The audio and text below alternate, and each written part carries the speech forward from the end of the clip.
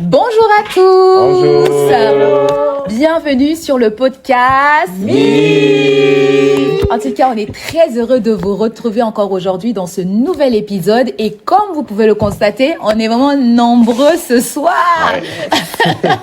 Mais il y a un seul garçon. Le meilleur. Tu représentes les garçons qui sont pas là, C'est ok. ça. Voilà. Et nous les femmes, Qui on sont est là. là, on est là, et ça fait plaisir. Comment vous allez, Jacques Léel, Très Élise? bien, très Ça va bien. super bien. Et toi, Abiba? Ça va, ça fait 2 semaines qu'on s'est pas vu quand même, hein. Oui. Ouais, le ça temps passe fait vite. longtemps. Ça passe. Bah, l'épisode était tellement bien qu'il fallait le temps de réécouter, de digérer. Ah oui, Ouais. non, vraiment, il a Et lieu, il nous nous faut a- encore du temps pour digérer. Ouais, Réécouter. totalement, Mhm. totalement. Et aujourd'hui, on a 2 invités. Est-ce que vous pouvez vous présenter, les filles? On commence Yes. par madame. Du coup, moi, c'est Stéphanie. Je suis data ingénieure et ouais, on va faire ça. On va faire ça. Ok. Et toi? Coucou, moi c'est Rebecca, du coup je viens de finir mes études en ingénierie des télécommunications. Tout le monde fait simple aujourd'hui, c'est bien. Enchantée. Et est-ce que vous pouvez aussi nous dire de quel pays vous venez? Mhm. Parce que, voilà, hein. Bénin. Tchad. Oh, C'est très sympa. En tout cas, on est très heureux de vous... en fait, c'est 2 contre 1. Mais non, Bah nous non. sommes l'Afrique, nous sommes ensemble. Deux. Ah oui, quand- Et lui, il est tchadien aussi, moitié. Tchadiens Donc, en aussi. fait, 25%, 25%. le Tchad domine sur cette Mais la semaine table. dernière, on a eu un béninois, tu viens en retard. Ouais. Oh. Mais c'est pas grave, ce qui compte, c'est que tu es là. C'est ça. D'accord. Et ce soir, on va parler d'un sujet, je trouve très important parce que c'est un sujet qui concerne la famille et on sait combien la famille c'est vraiment le socle de la société. Et beaucoup d'étudiants étrangers, quand on vient dans un autre pays, il faut déjà s'adapter à ce nouvel environnement. Mais en plus de ça, il faut gérer l'absence de la famille. Je ne sais pas pour vous comment ça a été. Est-ce que ça a été dur? Est-ce que ça a été facile? L'intégration sans la famille? En tout cas, on aura l'occasion de pouvoir partager nos expériences. Mais comme vous savez, on a toujours un jeu avant de rentrer dans le débat. Yes. Eunice, quel jeu tu nous proposes ce soir? Alors ce soir, le jeu sera simple. Une soirée simple, de simplicité aujourd'hui. Voilà, donc je vais juste vous donner une phrase et vous allez me donner certaines anecdotes que vous avez vécues et que vous vivez aujourd'hui au quotidien. Voilà.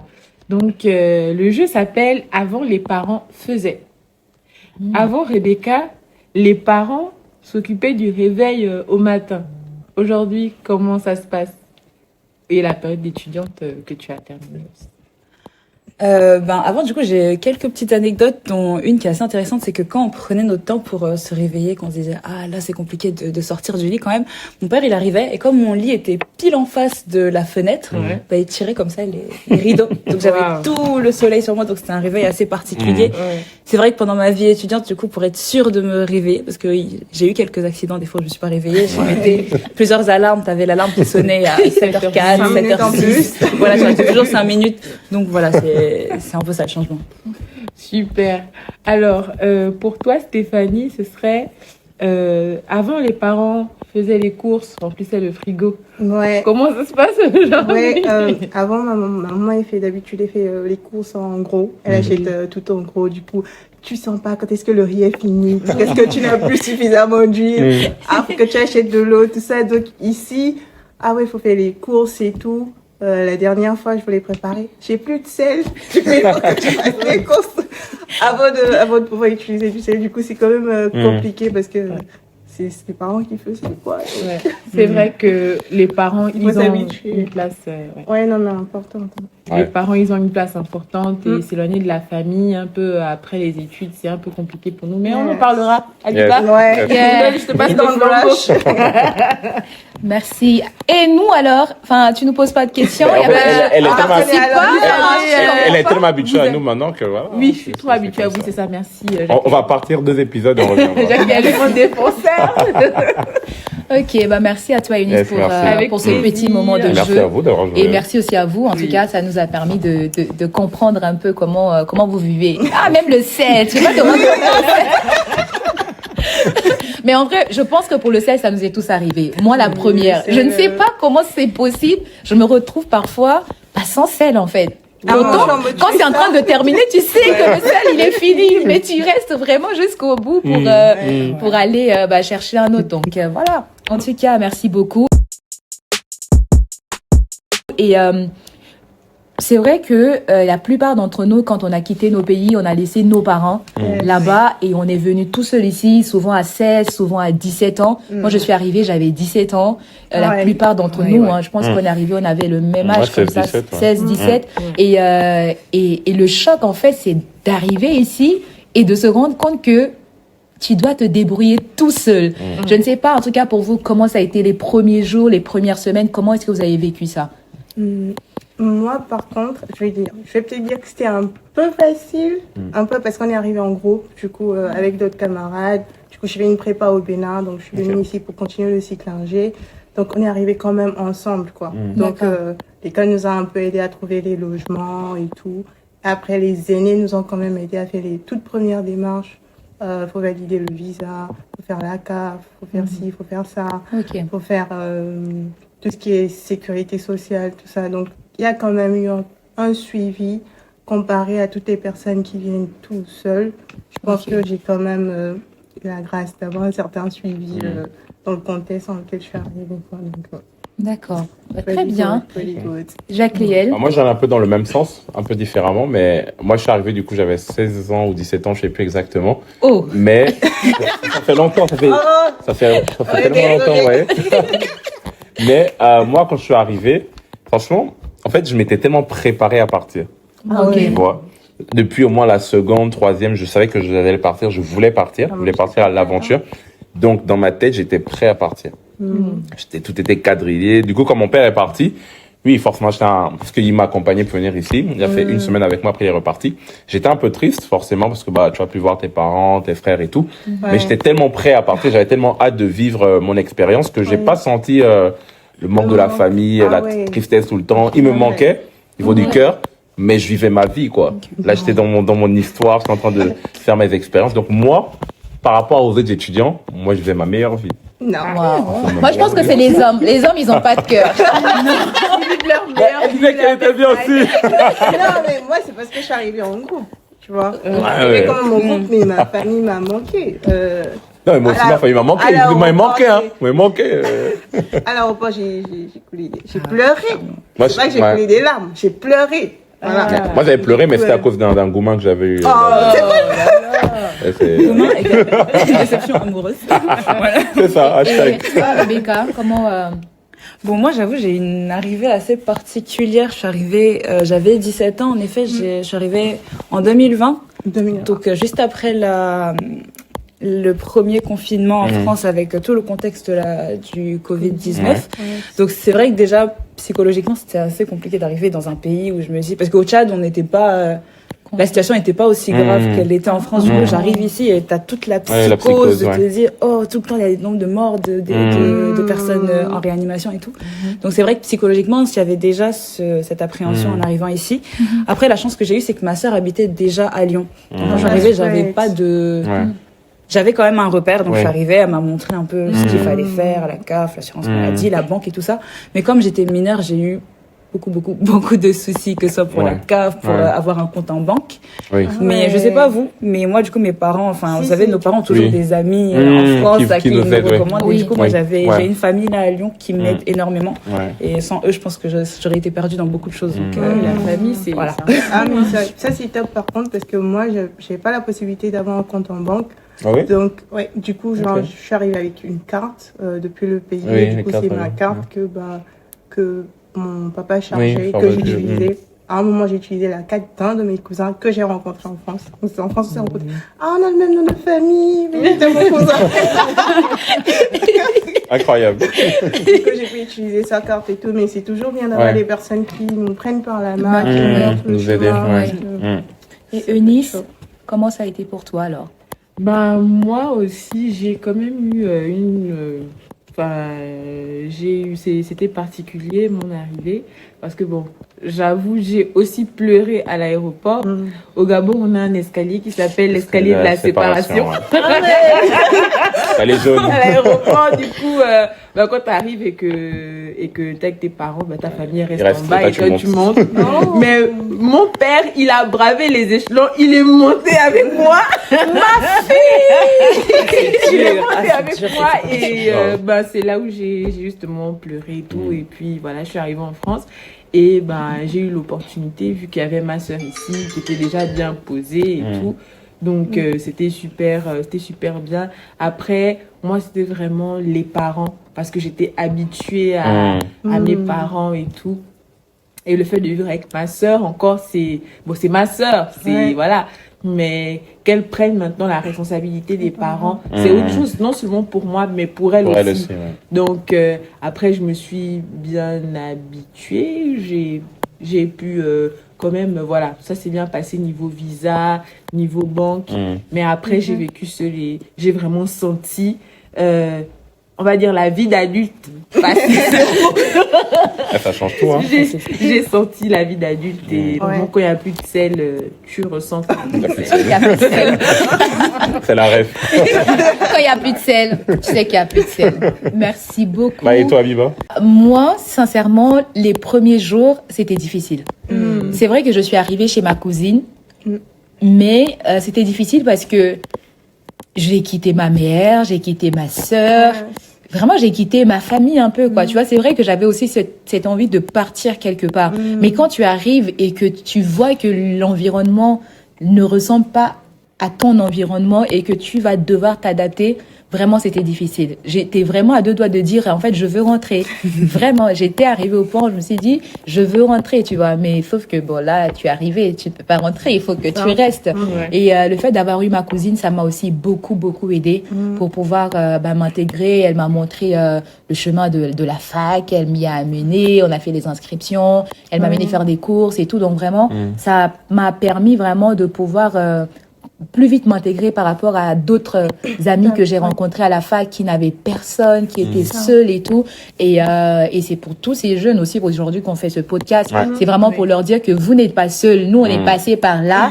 Et aujourd'hui, nous, on fait ce podcast et on aura encore d'autres personnes qui vont partager leurs histoires pour que vous puissiez vous rendre compte qu'en fait, c'est vrai, c'est pas facile. Quand tu arrives, que tu dois faire face à la solitude, faire face à l'environnement que tu ne maîtrises pas, tu peux y arriver en fait. Mais il y a aussi des conseils qu'on va vous donner pour mieux vous intégrer, pour mieux vous adapter. Et j'ai une question par rapport à la solitude et aussi par rapport aux difficultés. Est-ce que vous avez facilement la capacité de parler avec vos parents aussi quand quelque chose vous arrive? Ou est-ce que vous dites je gère et puis si jamais ça me dépasse, après j'en parle aux parents? Parce que je vais raconter une histoire. Je connais une personne. Enfin, je connais pas directement la personne, mais on m'a dit, tu sais, sauf que le téléphone arabe, c'est que je sais directement. Non, on m'a parlé d'une personne.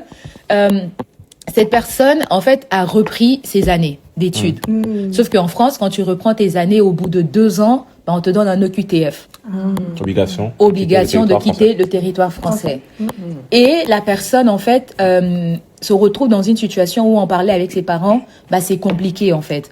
Je ne sais pas vous, et une deuxième histoire où là, vraiment, directement, je connais. La personne a eu un souci avec la banque parce qu'elle s'est fait arnaquer son argent. Plus de 1 000 €. Faites attention aux arnaques. Les gens qui vous appellent au téléphone.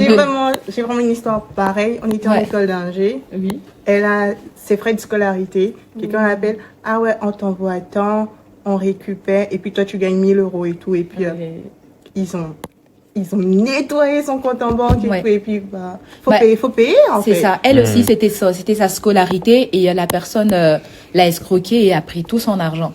Sauf que, elle a jamais dit à ses parents. Jusqu'au jour où l'histoire commence à sentir mauvais. Gâté. Là où c'est gâté. Et là, en fait, elle m'en a parlé et moi je lui ai dit, meuf, faut qu'on en parle à tes parents. Parce que tu peux pas continuer comme ça. Parce que si elle continuait comme ça, en fait, elle allait se retrouver dans une situation où financièrement, ça allait être très compliqué pour elle, mais aussi moralement parce qu'elle ne vivait que pour ça. C'était c'était 2000 euros par là. Et il fallait rembourser. Comment tu fais quand tu en parles pas avec tes parents? Et c'est vrai que parfois, on a cette habitude, en fait, de se dire, je veux pas déranger les parents. Ils sont loin, ils vont s'inquiéter pour moi et tout. Voilà, je sais pas vous, comment est-ce que vous avez pu gérer ou comment vous gérez encore le fait de parler avec vos parents des difficultés que vous rencontrez? Moi, mon papa, je dirais qu'il a un super pouvoir. Voilà. Mais quand ça commence à être chaud, je sais pas comment il fait, mais il arrive toujours à m'appeler. C'est vrai que j'étais alternante et tout. Et là, comme il te dit, ah Stéphanie, il faut pas avoir de tension dans ta trésorerie. C'est un truc qui va pas. Si tu as une tension, c'est vrai que je suis retraitée et tout, mais tu m'en parles en fait. Dis-moi et tout, genre je saurais être pour toi le pourvoyeur que je suis. Donc vraiment, je vais me dire que mon papa. Big love, papa. Big up, papa! Si vous voulez aussi, je suis là. Soyez mon pourvoyeur, papa. Je suis votre fille, papa. Mais du coup, c'est ça. En termes de... J'avoue, je rends grâce, mes études se sont quand même bien passées. Mais la scolarité, ça se paye depuis le Bénin. C'est le virement, donc j'ai pas la main sur beaucoup d'argent pour me dire que j'ai des mouvements de fou malade sur mon compte. Donc, c'est un peu ça, en termes de trésorerie. Maintenant, après, quand c'est que c'est compliqué émotionnellement, tout ça, c'est beaucoup plus mes sœurs. Voilà. Mes sœurs, c'est mes amis. Donc, je tombe dans l'inbox de quelqu'une, je pleure jusqu'à m'évanouir et puis après, on trouve la solution. Mais même si elles sont à distance, voilà, du coup, c'est un peu comme ça, je gère. Et puis, bah, du coup, aussi la famille spirituelle, toutes les personnes qui sont là quand ça va pas, que tu peux appeler, les amis, tout ça et tout. Donc, c'est vraiment important de ne pas rester seul dans son coin. On n'a pas toutes les solutions seules. Ouais, faut savoir appeler, crier s'il le faut, pleurer. Tu vois, des gens que tu peux appeler, tu pleures seulement, la personne va t'écouter pleurer. Et après, tu vas mieux, quoi. Donc, c'est ça. Ok. Rebecca, et toi, est-ce que tu as cette facilité de parler avec tes parents des difficultés que tu peux vivre ici en France? Honnêtement, je pense que si je devais juste répondre oui ou non, je dirais non. Parce que bon, alors c'est vrai que financièrement, vu que je suis boursière, ma scolarité elle a été gratuite et je recevais toujours mes virements tous les mois de manière régulière, donc j'ai jamais trop eu à me soucier de l'aspect financier. Certes, j'ai eu quelques couacs, mais c'était vraiment pas des gros soucis, donc ça n'est jamais arrivé jusqu'à mes parents. Après, moi c'était plus par rapport à la scolarité en elle-même. Moi dans mon lycée, j'ai jamais échoué. Quand je suis arrivée ici, j'ai rencontré les échecs. Et quand je dis les échecs, c'était les notes inférieures à la moyenne et tout ça. Et moi, j'en ai pas parlé à mes parents. J'en parlais pas à mes parents parce que je viens d'une fratrie où tout le monde a bien réussi. Donc mes grandes sœurs avant moi avaient toujours réussi et personne m'avait jamais parlé du fait que il y avait des échecs ou quoi. Donc je n'en avais pas parlé. Et il est arrivé qu'à la fin de l'année, j'avais pas validé mon semestre, donc je passais en jury. Donc je passais en année supérieure, mais du coup, quand j'ai vu que c'était chaud au niveau des notes, là, je savais pas si j'allais passer ou pas, je les ai appelés, je leur ai dit, bon, là, c'est chaud, je passe en jury. Et c'est là que mon père m'a dit, oh, mais tu sais, ta grande sœur, ça lui est arrivé aussi. D'accord, en fait, fallait juste parler. Mais non, mais après, j'ai passé mon année et tout s'est bien déroulé. Donc, c'est vrai que je suis pas quelqu'un qui va directement aller vers mes parents si j'ai un problème. Je vais essayer de le résoudre avec les ressources que j'ai autour de moi. Ça veut pas dire que je vais en parler à personne, mais j'ai en parlé d'abord aux gens plus proches de moi avant d'aller les appeler si c'est nécessaire. Mais je sais que mes parents sont là si j'ai besoin d'aide. Mais voilà, je veux juste dire un truc. On a un peu le truc du « Ah ouais, je suis grande maintenant, je veux pas appeler mes parents ». On peut aussi avoir des gens autour qui vont te dire « Ah ouais, il faut que tu essaies de te débrouiller tout seul, tu es une grande personne, faut pas tomber dedans. Faut vraiment pas tomber dedans. Si tu sais que tes parents peuvent t'aider, faut pas hésiter à appeler en fait, au lieu de jouer les grands, ça peut vite faire mal quoi. Donc faut vraiment pouvoir appeler quand ça va pas. Je suis d'accord. Jacques Léel, Eunice. Eunice, vas-y, je finirai. Ok. J'ai vécu une situation d'arnaque. Et je suis aujourd'hui bien placée pour en parler maintenant. La situation était compliquée. J'étais en train d'apprêter justement un oral d'anglais que j'avais. Et puis j'étais en train de m'apprêter. J'ai reçu un appel justement qui me disait que madame, vous devez renouveler votre carte vitale. Je vous dis, la carte vitale ne se renouvelle pas au téléphone. Jamais au téléphone. Elle se met à jour. Elle se met à jour. En pharmacie. Voilà, en pharmacie. Allez en pharmacie, voilà. Je vous dis déjà. Non, mais Donc, tous les arnaqueurs, là, aujourd'hui, vous êtes démasqués. Démasqués. C'est un podcast spécial arnaque. Ah oui, ah oui, ah En fait, oui, c'est ah oui. important. C'est un vrai sujet. En fait, ils t'envoient juste des messages avec ton RIB. Ah oui, il faut payer ci, il faut payer ça. Non, Et c'est tu faux. cliques dessus. Ta Ouais. banque, Ça fait elle va partie. jamais t'envoyer un message. Oui, On va jamais. t'appeler, on va t'envoyer un mail, mais il faut jamais faire des trucs par message. Et du coup, il m'a appelé, il m'a dit, vous devez renouveler votre carte vitale et il faut que vous puissiez faire quelque chose, mais vous avez cliqué sur un bouton, vous avez cliqué sur un message qu'il ne fallait pas, donc vous êtes sur le point d'être arnaqué, faites attention. L'arnaque, tu commences à arnaquer. L'arnaque. Et vous savez, dès que vous entendez le mot arnaque, vous commencez Ouais, à à paniquer. paniquer. C'est Ouais. ça. Et du coup, moi, j'ai donné mes identifiants, j'ai tout donné, bancaire en plus. Ouais. Et j'avais mon compte déjà créé, tout bien garni. Et chaque mois, j'avais le virement pour les frais de scolarité. Donc, imaginez, j'ai perdu 500 € du coup le même jour. Et l'annoncer à ma sœur, c'était 3 mois après que j'annonçais à ma sœur. Parce que Ah oui. je voulais régler la situation de Mmh. moi-même. Comme une grande. Comme une grande. Mais je vivais encore chez ma sœur. Et c'était vraiment compliqué psychologiquement. Du coup, quand j'en ai parlé à ma famille, juste après avoir discuté avec ma sœur, avec mes parents, moi, ça m'a libérée d'un poids. Et après, juste le fait d'entendre ma famille me dire, t'inquiète pas, on est là C'est pour toi, on va ok. t'aider. Tout, c'est pas grave, on va t'aider. Ça m'a vraiment beaucoup aidé et je me suis dit, mais j'aurais pu le dire depuis le début. Mais la pression, le fait de dire, j'ai perdu une somme vraiment importante comme ça, c'est compliqué. Donc, parlons vraiment à nos parents, les situations difficiles que nous vivons, pour qu'on sorte rapidement de là et qu'on puisse avancer. Ah, donc c'est ça. Moi, c'est ça. Yes. Moi, en fait, j'ai une approche un peu différente. En fait, dans mon entendement, je suis pas venu en France par moi-même. J'ai pas payé le billet.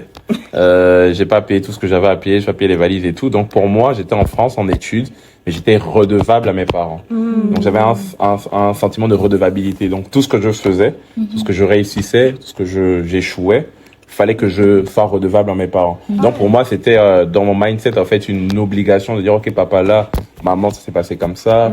Là, il y a eu ça, là, il y a eu ci. Après, bon, c'est comme ça que je suis. Donc, du coup, il est très carré dans mon manière de faire les choses. Donc, c'était naturel pour moi quand d'ailleurs, quand j'ai voulu changer de filière, j'ai appelé mon père. J'ai expliqué le projet que j'avais en tête. Voici comment je compte le faire. Voici ce que j'aimerais faire et tout. On a discuté, il a compris et puis on a avancé. Donc, pour moi, c'était vraiment une redevabilité parce que, c'est eux qui ont financé. C'est vrai que j'étais aussi boursier.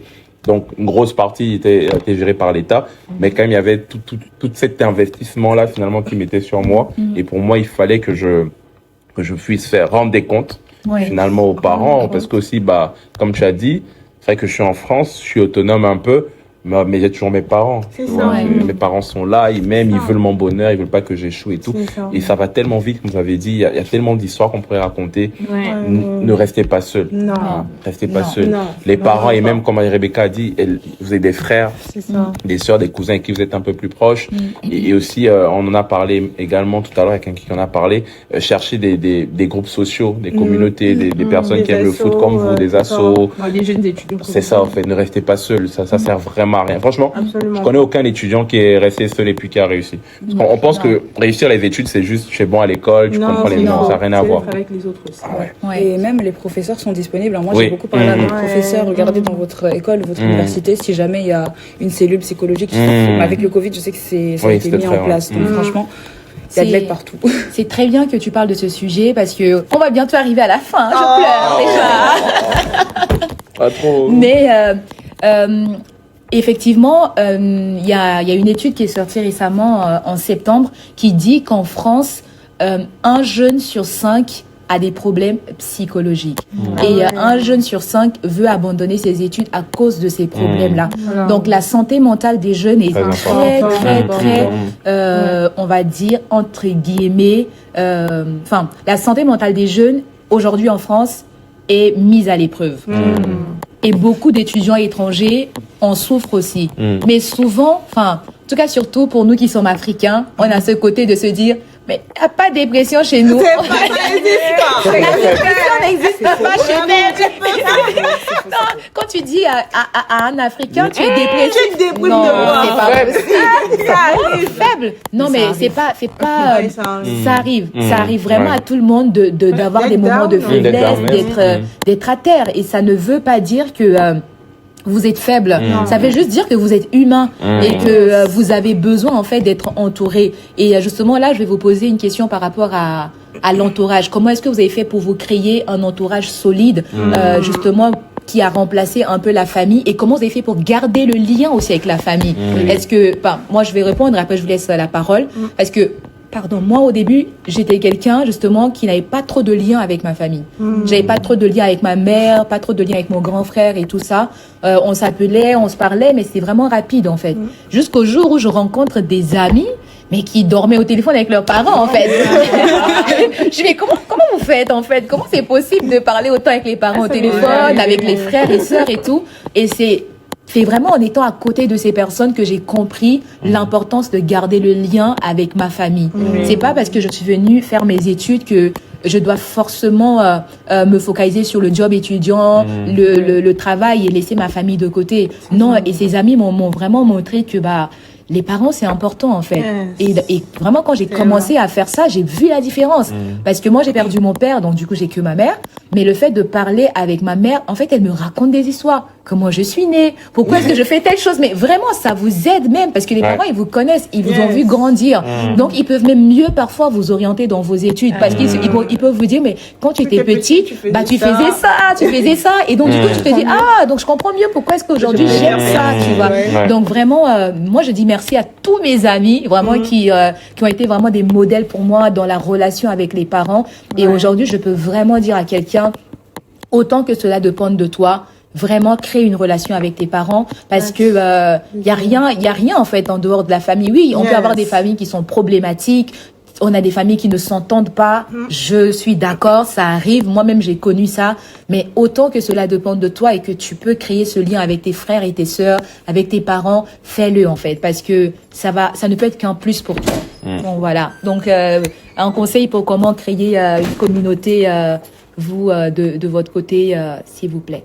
Moi, je dirais, faut pas être réservé. Faut prendre le temps de s'intéresser aux gens. Moi, de base, je suis une personne, je reste dans mon coin, je te parle pas. Non, quoi. Faut quand même aller rentrer dans des assos, s'il y en a à l'école, s'intéresser aux autres, parler avec d'autres personnes. J'avoue, être venu aussi avec des gens n'a pas forcément facilité mon intégration parce que c'est des personnes que je connais, tout ça. Mais quand même, de faire l'effort de parler avec d'autres personnes, s'intéresser à d'autres personnes aussi. Ça aide, ça élargit ton réseau. Et c'est important en France. Et outre ça, je suis très proche de ma famille. Je suis très famille. Moi et mes sœurs, on est très proches, tout ça. Donc c'était quand même quelque chose qui a été cassé un peu. Et on a un groupe avec mes sœurs où on se raconte tout, presque. Et avec mes parents, c'est comme avec Abiba. J'ai rencontré un ami, il se parle avec ses parents tout le temps. Je suis en mode how? Donc j'ai mis un truc en place. Et puis vendredi soir, je sais que j'appelle maman. On fait le point de la semaine, on babade. Et puis samedi matin, j'appelle papa, il finit son sport. Juste une structure pour me dire, une fois au moins dans la semaine, je les ai quand même, on discute. Et puis avec mes soeurs, vas-y, qu'on se crie tout le temps. Donc, ça passe. Donc je dirais à un jeune, mets un peu une structure de savoir quand est-ce que j'appelle, comment est-ce que ça se passe pour quand même garder cette relation. Okay. Merci beaucoup Stéphanie pour tes réponses. En tout cas, ils ont intérêt à mettre en pratique.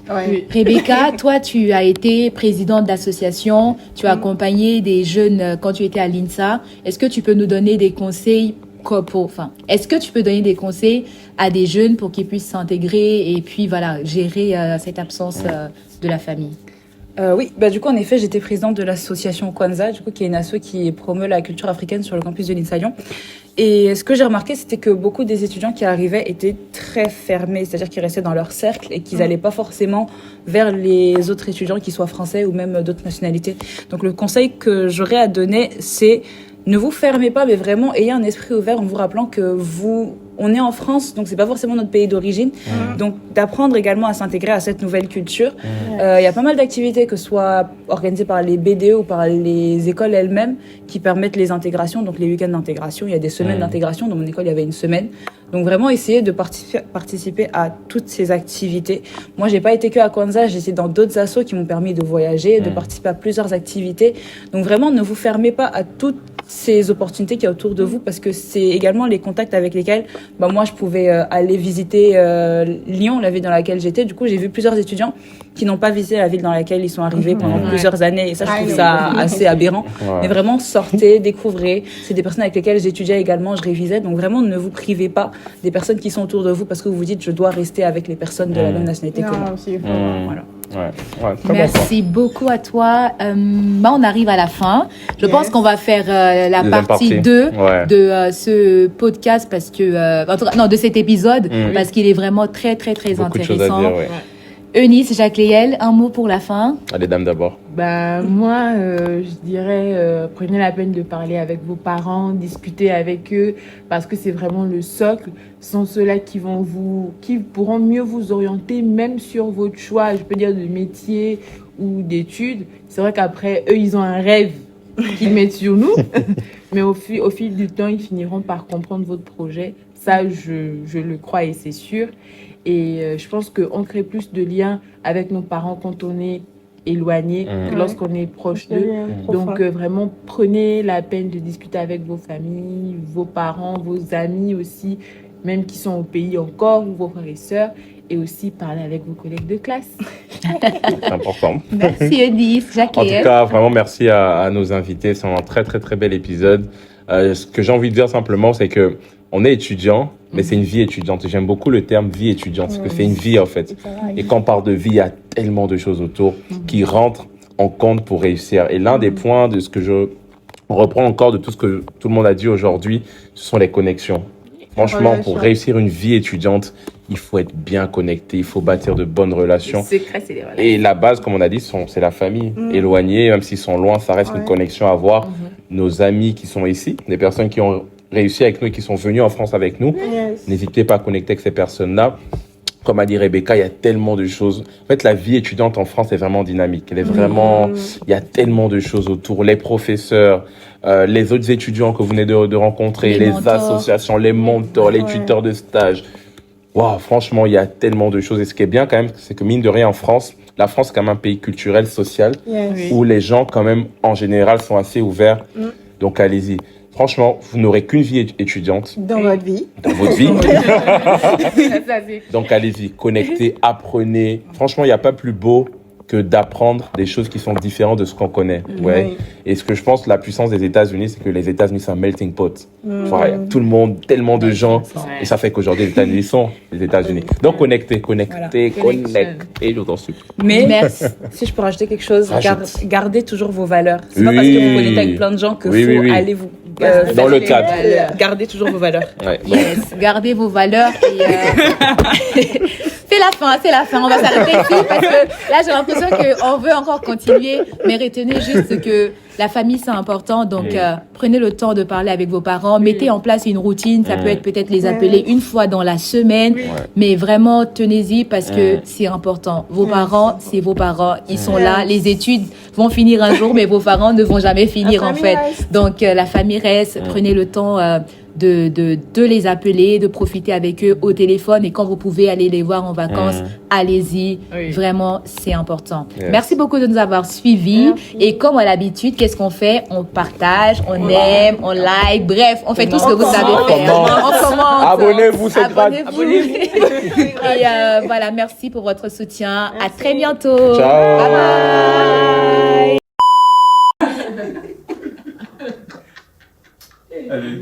Bon, de toute façon, il a dit, toi, donc vas-y, tu peux parler. Mais et toi, Miba, comment ça s'est passé? Ouais, le best-of. C'est le best-of. Tu veux poser la question, tu rigoleras pas. Ok, d'accord. Moi, je te verrai, hein. Wow. Et toi, Miba? Je suis gênée en fait. Oh là là, c'est comme ça. Ok, allez, c'est bon.